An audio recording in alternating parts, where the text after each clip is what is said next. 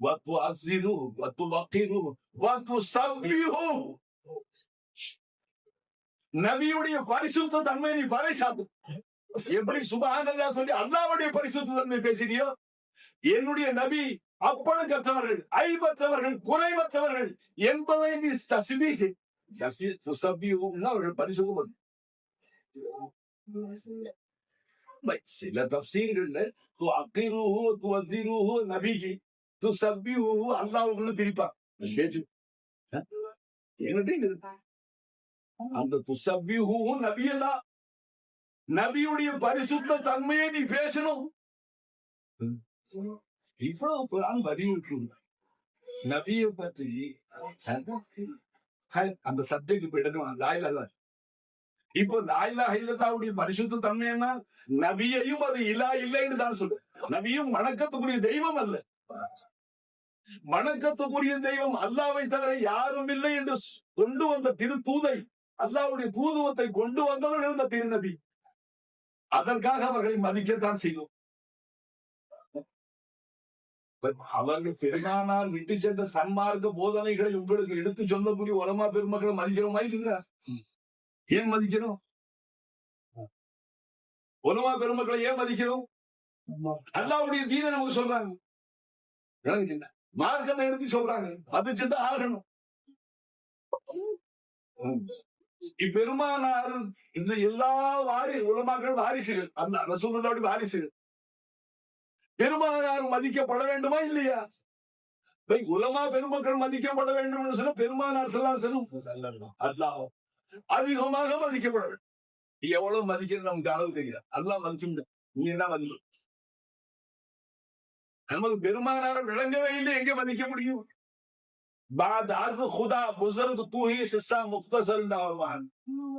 நபியே ஹபீபே உங்களை எப்படி புகழ்றது தெரியும்.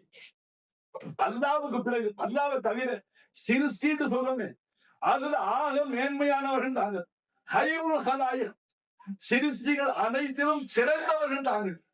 அதுக்கு மேல எங்களுக்கு ஒண்ணு சொல்ல தெரியாது. அதோட நாங்க முடிச்சுக்கிறோம். ஆக பெருமானாருடைய விஷயங்களிலே யாரும் தலையிடாதீர்கள். அவர்களை மதிக்க தெரியாவிட்டால் மௌனமாக இருங்கள். அவமதிக்க தலைப்படாதீர்கள். இந்த திருக்கலிமாவுடைய ஈமான் நல்லா புரியுது. இது தொகைய ரிசாலத், அந்த ரசூல் மாறலாக வந்த திருக்கலிமா. இந்த கலிமாவை நிலைநிறுத்துவதற்காக நபியவனும் சஹாபாக்களும் இலத்தம் செஞ்சு வளர்த்தார்கள். மனைவிகளை விதவையாக்கினார்கள், பிள்ளைகளை யதீமாக்கினார்கள். லா இலாஹ இல்லல்லாஹ்வை யதீமாக விடமாட்டோம்னு சொல்றாங்க. அந்த சரித்திரங்களை என்னைக்காச்சும் படிச்சிருப்போம், திருப்பி பார்த்திருப்போம், கேட்டிருப்போம். என்னமோ இந்த காலத்துல வந்து உட்கார்ந்து விட்டு நான் என்ன சொல்லுவேன் நபியை பத்தி மக்கள் சிலர் ஒரு சாதாரண ஒரு சிலர் சொல்லிக்கிறாங்க. அன்பர்கள் அப்படியா? எந்த வேலை எவ்வளவு சிரமமான வேலையை, அந்த சிரமமான வேலையை செய்தவர்களுக்கு ஊதியம் அதிகமா. கஷ்டமான வேலை குறைஷிகளுக்கு மத்தியில் லா இலாஹ இல்லல்லாஹ் நிலை நிறுத்துவதற்கு பெருமானார் பட்ட துன்பங்கள் கொஞ்சமா? நான் மீராது மேடைக்கு போன ஒரு பையன் பக்கத்துல இருந்து பயிர் படிக்கான். அது பைத்திலே காவியம் மாதிரி இலக்கியம். எனக்கு என்ன சொல்லுவோம், கவிதை படித்தான். பெருமானார் பட்ட துன்பங்கள், அல்லாவின் திரு தூதரி உலகில் அடைந்திட்ட துன்பங்கள் சொன்னாலே கல்லானாலும் கரைந்திடும் மனிதா கொடிதோ உண்மனும் கரையாதோன்னு படித்தான். என் ஆகாரியோட பின்னர் உண்டு. ஏன்னா நம்மளால கேட்க முடியாது. பெருமானார் பட்ட துன்பங்கள் கொஞ்சமா? எதுக்காக? அரபு நாட்டு மன்னராக வர ஆசைப்பட்டார்களா? அல்லது மக்களுக்கு அரசியல் தலைவராக வர முற்பட்டார்களா? மக்களுடைய சொத்து பத்துகளை கேட்டார்களா? இல்லை. மக்களே, நீங்க அல்லாஹ்வை அங்கேயும் இலாவை இங்கேயுமா வச்சிருக்கிறேன். அந்த அல்லாஹ் தான். எந்த அல்லாஹ்வை நீ ஏற்றுக்கொண்டு இருக்கிறீர்கள்? அவர்கள் அல்லாஹ்வை ஏற்றுக்கொண்டிருந்தார்கள். ஆதாரம் சொல்லிட்டேன். இன்னும் நிறைய ஆயத்துக்கு ஓதுக்கு நேரம். அந்த அல்லாஹ்வை இலாவாக ஏற்க மறுத்தார். அவன் தான் இலா என்பதை மறுத்தார். அதற்காக பெருமானார் ஸல்லல்லாஹு அலைஹி வஸல்லம் அரும்பாடுபட்டார். அந்த மக்களை ஏற்க செய்ய உழைத்தார்கள். பெருமானாரே சொன்னாங்க, மா ஊதிய ஃபில்லாஹி கமா ஊதி. நான் துன்புறுத்தப்பட்டாலும் அல்லாவுடைய பாதையில வேற யாரும் துன்புறுத்தப்பட எந்த நபிக்கும் அவ்வளவு கஷ்டம் வரையில் எனக்கு வந்தா இவ்வளவு துன்பங்களை தாங்கி சளைக்காது மக்களே நீங்கள் கொடுக்கக்கூடிய துன்பங்களை தாங்கி கொள்ள தயார். திருக்கலிமாயிட்டாம நீ நரகத்தை போல தாங்க தயாராகி அந்த கல்வி அப்படி படைக்க பெருமானாருடைய திருவுள்ளத்துடைய அமைப்பு அல்லாஹ் ஒருவருக்கு தான் தெரியும். அந்த திருவுள்ளத்துடைய அமைப்பு எப்படி இருக்கு? மக்களே நீங்க கொடுக்கக்கூடிய இன்னல்களை தாங்கி கொள்ளக்கூடிய தகுதியை அல்லாஹ் கொடுத்தது. ஆனா கலிமாவை ஏற்காம நீ நரகத்துல போனால் அந்த துன்பத்தை உள்ள தாங்க அன்பை நம்ம விளங்குறது கஷ்டமா. அதனாலதான் அல்லாஹ் சொன்ன உங்களுக்கு ஆச்சரியம்.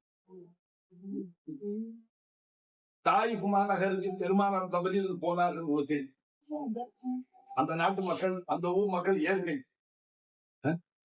2-3 தலைவர்கள் ஒன்னா சேர்ந்து ஆளுக்கு ஒரு மாதிரி மட்ட ரகமா பேசணும், ரொம்ப தரகுறமா பேசணும். அதுல ஒரு முட்டாள் சொன்னா நபியாக தேர்ந்தெடுத்து அனுப்புவது உன்னை தவிர வேற ஆள் கிடைக்கலையானே. யார பார்த்து கேட்க யார பார்த்து கேட்க அம்பன் அடியா அருந்தா கே பெருமானார் சொன்ன என் உண்மை என்னை புரிஞ்சுக்க அறிஞ்சுக்க அறிவு இல்லை, அதனால தண்டிச்சுதான் எனக்கு புரிஞ்ச மனுஷன் அப்படி செய்யலாம். அப்ப தாய் ஒரு மனுஷன் சொல்றான் நான் இல்லாய் திரும்பி கேடு அடுத்தவன் சொன்ன அடுத்த முட்டாள் சொன்னான். அப்படி நீங்க உண்மையில நபியா இருந்தா உங்களை அவமதிச்சா அதாவது வந்துடும். உண்மையிலே நீங்க நபியாக உங்களை அவமதிச்சா அதாவது நீங்க நபி இல்லைன்னு சொன்னா உங்களை மதிக்க வேண்டிய அவசியம் எங்களுடைய அந்தஸ்து உங்களை மதிக்கணும்னு ஒண்ணும் இல்லை. இன்னொருத்த பசங்களை தூண்டி சொன்னா இவனை தட்டிக்கிட்டு ஊர் மொழியில் இப்படி சேர்த்து பசங்க கற்களை இல்லையா தூண்டி விட்டா அவன் வலியா குத்தும்பான்லாம் பார்க்க மாட்டான். அவன் ஆனத்துல இருந்தே வந்திருந்தாலும் அசங்களை தூண்டி விட்டு முடுங்கடா கண்டாலும் சரமாரியே விடாம. அப்ப பெருமானாருடைய பாதார நிந்தங்கள் சாயப்பது ரத்தம் வந்து பாதரட்ச வரைக்கும் நாளைக்கு ஷரீஃப் பெருமானாருடைய பாதரட்சி என்று சொல்லணும். நாளையிலே முபாரக் பரக்கத்து வாய்ந்த அந்த பாதரட்சி நாளையின் ஷரீஃப் சங்கையான அந்த பாதரட்சிகள் பெருமானார் செருப்புங்க எப்படி சொல்லணும் உனக்கு தெரியாது. கிதாபு கையில உனக்கு பார்க்கணும். அந்த பெருமானாருடைய பாதரட்சியினுடைய படம் இருக்க வரைபடம் அந்த படம் ரேசிங் பேப்பர் வச்சு வரைபடம் இருக்கிற அந்த மாதிரி இருக்கு. ஹதீஸ் கிதாபுல இருக்கு. அதை நீ கையில வச்சுக்கிட்டா, அதை நீ பொட்டியில வச்சுக்கிட்டா, அதை நீ வீட்டுல வச்சுக்கிட்டா, வலிக்கும் போது வலிக்கிற வச்சா அந்த அதனுடைய முழஜிதான் பெருமானாருடைய அற்புத சக்தி தியாகரால் வரைக்கும் பாதரட்சையினுடைய வரைபடம் இருக்குங்க.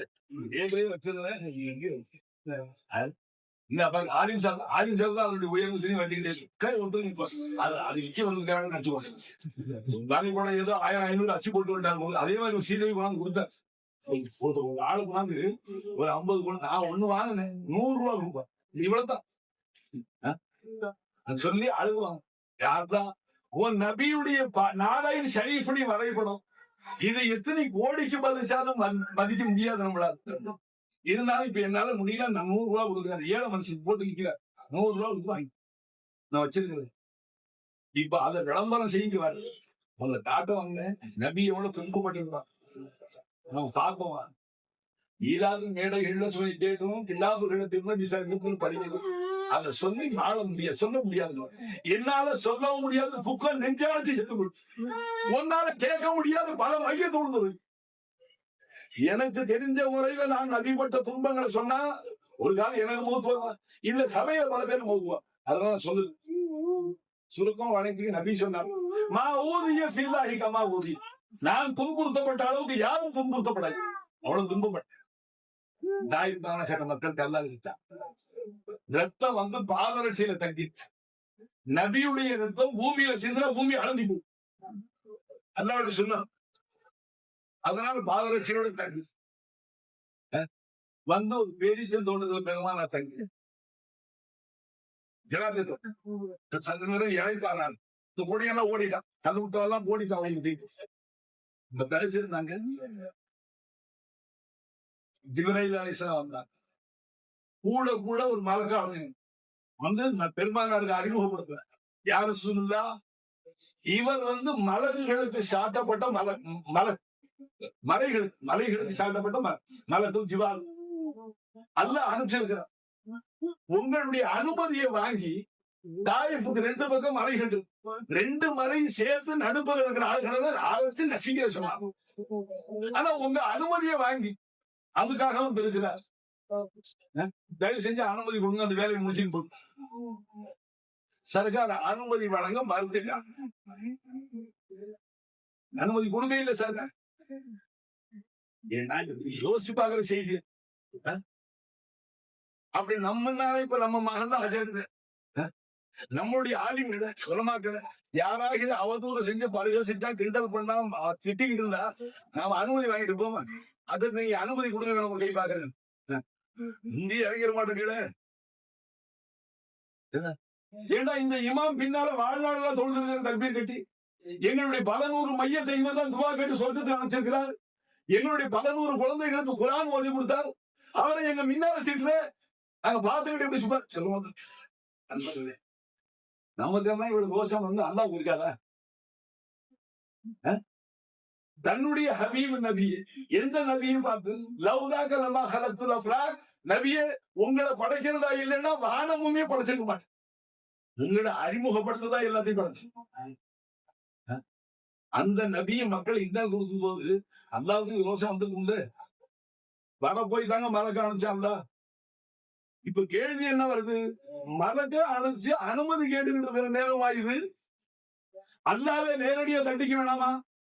அப்படிதான் நமக்கு யோசனை. ஏன் பர்மிஷன் கேட்டான்ல, நபி கிட்ட அனுமதி ஏன் கேட்கிறான்ல? அந்த நபியுடைய திருவுள்ளத்தை படைத்தவன் அல்ல. அந்த உள்ளவருடைய அமைப்பு நபிக்கு அல்லாவுக்கு தெரியும், நமக்கு தெரியாது. இப்ப அனுமதி கேட்டது என்னத்துக்கு? நபியே ஹபீபே, உங்களுடைய திருவுள்ளம் இருக்கு, உங்களுடைய புனிதமிக்க கல்வி இருக்கு, அதனுடைய அமைப்பு எப்படி இருக்கு?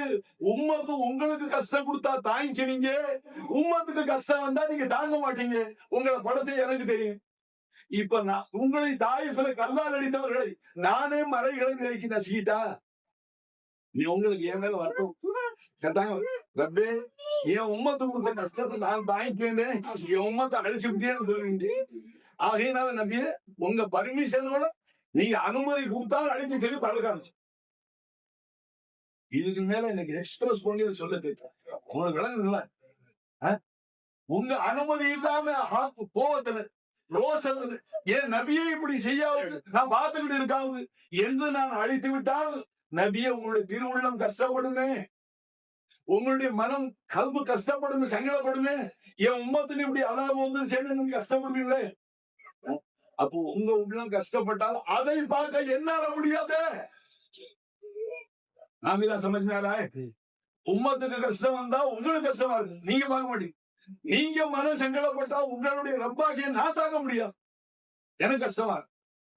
ஆகையினாலதான் அனுமதி வாங்கிக்கணும். நபியாச்சு உம்மத்தாச்சு, அனுமதி கொடுத்தா அழைச்சிட்டு போக. இல்லை இது எடை பேச்சாக எதுவும் வந்து செய்வோம்.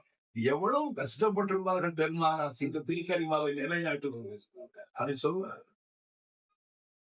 தபிலீகுடைய அசல் அதாங்க. பாருங்க, அனில் மஹீர், நபியே ஹைல பத்தி உங்கள்ட்ட கேட்கிறான். இப்படி சொல்லுங்க,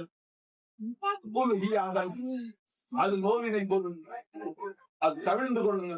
மனைவிட்ட நெருங்க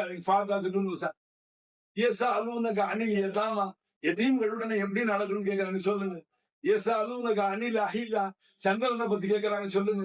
ஏசா அலுவலக அணில் ரூஹை பத்தி கேட்கறாங்க சொல்லுங்க. அன்பர்களே, அப்ப கேட்கறாங்க சொல்லுங்க, கேட்கறாங்க சொல்லுங்க, கேட்கறாங்க சொல்லுங்க சொல்லிக்கிட்டே இருக்கலாம்.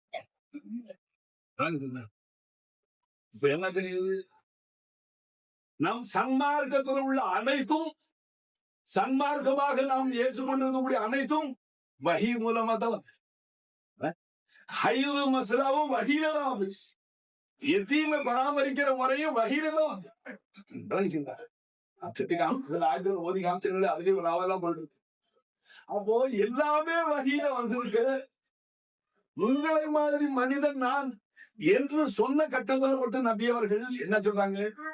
நானும் மனித போர்வையில் உங்களை மாதிரி மனுஷன், மனித பிறவிதான், நானும் மனுஷனா தான் வந்திருக்கு. ஆனா வித்தியாசம் என்ன? யூஹா இலைய, வஹி எனக்கு செய்யப்படுது, உனக்கும் முப்பது வகையில யாரா வகியும். 5 வகையில வந்து சூரியனை பத்தி அவாதியில, சந்திரனை பத்தி வகையில, வானத்தை பத்தி வகையில, பூமியை பத்தி வகையில, மீனை பத்தி வகையில, என்ன இல்ல அதுல குர்ஆன் ஷரீஃப்ல எல்லாமே இருக்குங்க, எல்லாமே வகையில வந்தது. ஆனா இங்க உனக்கும் எனக்கும் வித்தியாசம் இருக்குன்னு காட்டும் போது பெருமானார் என்ன சொல்றாங்க? அந்த வகை என்ன வருது?